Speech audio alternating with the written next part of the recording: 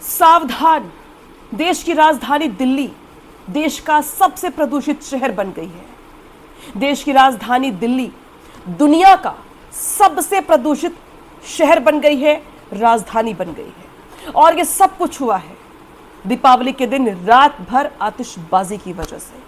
क्योंकि जिस तरीके से AQI के आंकड़े जारी किए गए हैं दिवाली की एक रात पहले से लेकर के दिवाली की बाकी रातों के बाद, ये सब बताते हैं कि इस बार देश की राजधानी दिल्ली के लोगों ने सुप्रीम कोर्ट के फैसले का स्वागत कुछ ऐसे किया है कि जमकर दिवाली मनाई है और जमकर आतिशबाजी की है। हालात ये बने कि दिवाली के अगले दिन से ही सांस लेने में दिक्कत, आंखों में जलन और तमाम परेशानियां लोगों को उठानी पड़ रही हैं। इतना ही नहीं, हाल सिर्फ बुरा दिल्ली का ही नहीं है, बल्कि देश के कई राज्य ऐसे हैं जो दिल्ली से लगे हुए हैं, वहां पर भी हालात बद से बदतर होते चले जा रहे हैं। कुछ आंकड़े निकल के सामने आए हैं जो मैं आपके सामने रख रही हूं, जिसके जरिए आप भी समझ पाएंगे कि इस बार दिवाली पर कैसे लोगों ने अपने ही फेफड़ों को जलाने की पूरी व्यवस्था कर ली है। या आसान भाषा में कहे तो दिल्ली की हवा ऐसी कर दी है जैसे एक शख्स करीब 80 सिगरेट पी रहा। देखिए, आतिशबाजी के चलते यहां पर जिस तरीके से अगर बात की जाए तो जो PM का स्तर था वो 5 सालों में सबसे ऊंचे स्तर पे पहुंच गया है। यानी कि बीते 5 सालों का रिकॉर्ड यहां पर टूटा है। दिवाली के अगले ही दिन प्रदूषण जो था वो 2025 में जो था वो देखा ही आपने 488 हो गया था, लेकिन जो 2024 में 329 था, 24 में इससे थोड़ा कम था। इतना ही नहीं, 2023 में इससे भी कम था।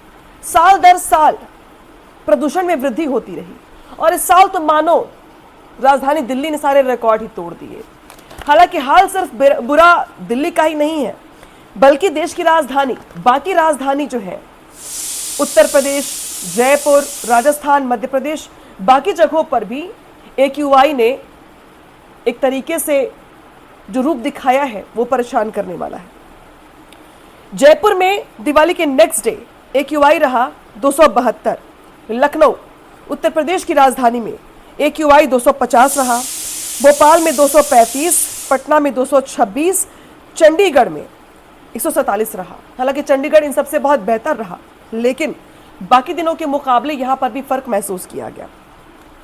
अब बात कर लेते हैं दिल्ली NCR की।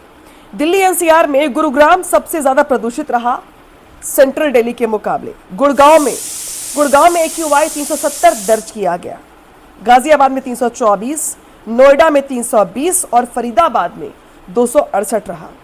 हालांकि धारूहेड़ा एक इलाका है, वो भी सबसे ज़्यादा प्रभावित यहाँ पर रहा, लेकिन ये बताता है कि इस बार देश के लोगों ने किस तरीके से दिवाली मनाई है। इससे भी ज़्यादा ज़रा सोचिए आप कि सुप्रीम कोर्ट के हाथों में ये था कि वो पटाखों को लेकर के परमिशन दे या फिर ना दे, लेकिन ऐसा लगता है कि सुप्रीम कोर्ट भी इस बार हिंदू भावनाओं के दबाव में इस कदर आ गया कि ग्रीन पटाखों को जलाने की परमिशन दी गई। अब ग्रीन पटाखों के नाम पर जिस तरीके से दिल्ली में जम के आतिशबाजी की गई, उसका हाल ये रहा कि फिलहाल अगले कई दिनों तक दिल्ली के लोगों को प्रदूषण का सामना करना पड़ेगा, क्योंकि मौसम बदल रहा है और हवा की रफ्तार धीमी हो रही है। स्मॉग के साथ साथ फॉग भी है और इसी वजह से लोगों को फिलहाल काफी दिनों तक ऐसे ही प्रदूषण को झेलना पड़ेगा।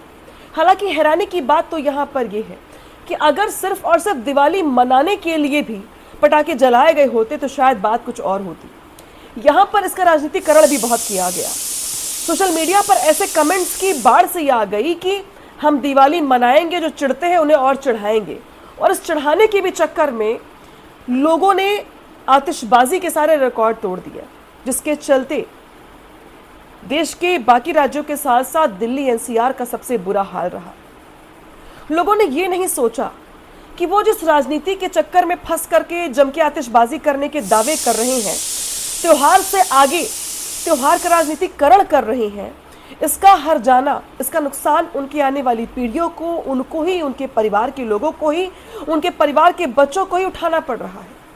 आज हालात ये है कि मौसम विभाग की ओर से लोगों को घर से निकलने से पहले मास्क लगा के निकलने की सलाह दी जा रही है। मौसम विभाग की ओर से ये कहा जा रहा है कि अगर आप सक्षम हैं तो घर में आप एयर प्यूरिफायर रखिए, क्योंकि बाहर सांस लेने योग्य हवा नहीं रह गई है और ये हर साल की तस्वीर है। हालांकि इस साल थोड़ी ज्यादा हालात बदले हुए खराब है, लेकिन ये हर साल की तस्वीर है जो बताती है कि आखिर क्यों लोग जानबूझकर अपने ही आसपास की हवा को इस तरीके से प्रदूषित कर रहे हैं। अगर नियंत्रण में रह के आतिशबाजी की गई होती या दिवाली मनाई गई होती तो शायद आज ये हालात नहीं हुए होते। इस मुद्दे पर आपकी राय क्या है, कमेंट में बताइएगा जरूर कि आखिर इस प्रदूषण के पीछे कौन जिम्मेदार है, आतिशबाजी करने वाले या जो आतिशबाजी करते हुए आरोप लगा रहे किसानों पर वो जिम्मेदार। आपके हिसाब से इस प्रदूषण का जिम्मेदार कौन है, बताइएगा जरूर।